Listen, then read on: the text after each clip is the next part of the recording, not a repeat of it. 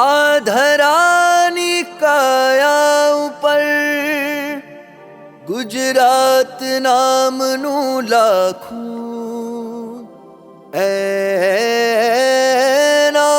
વૈભવ અને ઐશ્વર્ય આગળ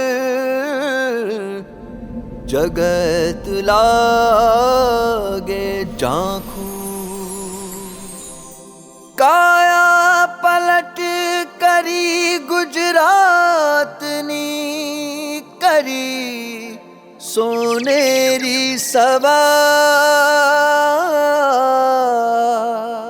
મળ્યા સમૃદ્ધ સુકાની કરું વંદન વારંવાર. બીજ વવાયું વડવાઓના હસ્તે ગુજરાત ખીલ્યું ચાલ્યું વિકાસના રસ્તે.